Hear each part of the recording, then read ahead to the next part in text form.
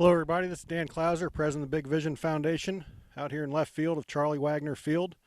We're now less than 1 week away from our first game out here on the field, May 31st, this coming Saturday, as our Berkshire Red Sox 12 and under team will be taking on the Spring Township Diamond Dogs. The guys playing catch behind me here are Ethan Nelson and Daniel Klauser, who will be our starting battery next Saturday. So we're going to call these guys in here and talk to them a little bit. Hey guys, come on in here. So, Ethan, thanks for joining us. Thanks for having me. Daniel, thanks for joining us. Thanks for having me. No problem. So, you guys are out here playing catch for the first time on the outfield. I mean, what's that like? Is it pretty cool being out here? This grass a little different and nice grass, playing in front of the monster. I mean, how's it feel just out here playing catch right now? It feels good, like, to be on a Charlie Wagner field now that the monster's already on. Feels kind of cool. Cool. Ethan, what about you? What do you think? Feels amazing, and the grass just feels like a carpet. Very soft, isn't it? Very soft. And we'll have probably another inch off of this when you guys play next Saturday. So you're going to be the starting pitcher next Saturday against Spring Township. How's that feel knowing that you're going to be the first guy to throw a pitch here? It feels awesome because I'll throw like the first pitch on here, and it'll be cool. Now that it reminds me of Fenway Park because the green monster and all. Well, that's definitely what we're going for. Ethan, he'll be throwing that first pitch to you. Again, I mean, how's that feel knowing that you're going to catch the first pitch thrown on this field?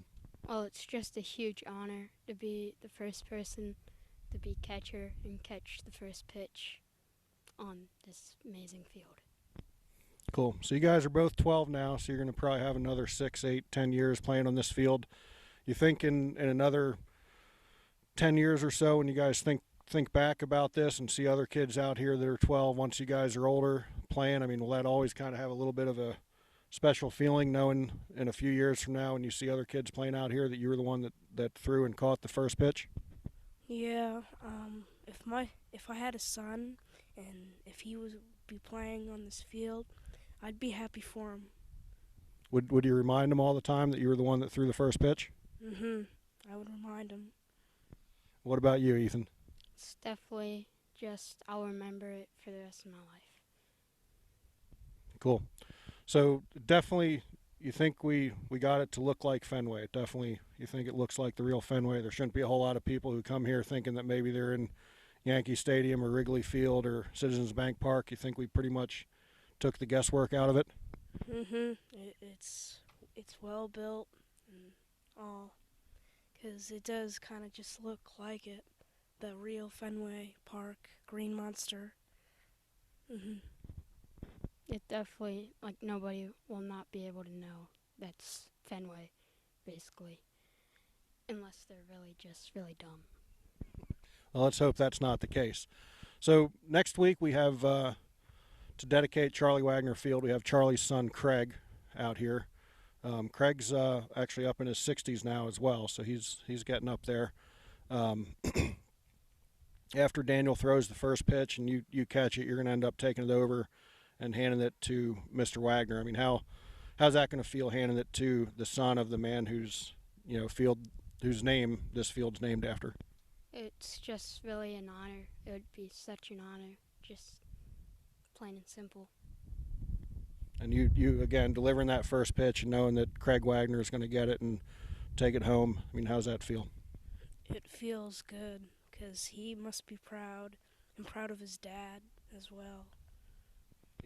I know he's very proud of his dad. He was out here a few weeks ago. I had the honor of knowing Charlie when he was alive, and he was just a fantastic man, always dressed well. That's why his nickname was Broadway Charlie Wagner, because he was always dressed in a suit and tie.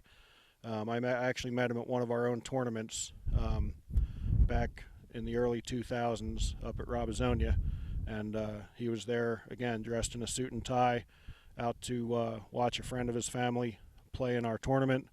And him and I sat there and talked for a long time, and it was about another 3 months before I saw him again, and he remembered exactly who I was, and I just found that as being an amazing honor in its own right. And every time I'd ever see him after that, he'd take some time out and talk to me. So, it's just a shame that you guys didn't get a chance to meet Charlie himself, but I'm sure next Saturday he'll be looking down here smiling at you guys, getting this field underway. So we're also going to, Mitch Williams is going to be here next week as well. Mitch Wild Thing Williams, the former closer of the Phillies. You guys will get a chance to meet him and shake his hand. I know you're a big Phillies fan, so, how's that feel? Yeah, it feels good. And to meet this guy, and since he was a former Philly, I feel glad that he would be coming here. It's really amazing to know that I'll be talking to a former MLB player. Excellent. Mitch is on MLB Network all the time, so very recognizable. So we're looking forward to having him out here as well. But again, I'm excited that you guys are looking forward to next week. It's going to be fun. We're going to have a nice ceremony before the game, and it should be enjoyable. So just any last thing you guys want to add before we sign off here? People should just come out to the fields and look at this amazing wall. I like how that the old Charlie Wagner field, I just noticed the warning track. It doesn't have like random stones and all. It kind of just looks like warning tracks in Major League Baseball and all. And then the foul poles, yeah, they're yellow now since they were silver and all. And I think I'm done. All right. Well, that's definitely the look we were going for with having the better warning track mix here, the Kentucky bluegrass compared to the regular ryegrass that we have on the other fields, to give you guys a feeling that you are playing in the Major League Park. So to be able to hear it from you directly about how you can tell the grass feels different, how you can see the warning track is different, really makes me feel as though we've kind of nailed it on the spot. So thank you guys for joining me here today, and we'll be out here next Saturday. Throw a strike, catch it, and let's have some fun next week. As always, check us out on YouTube, Facebook, and on our website, bigvisionfoundation.org.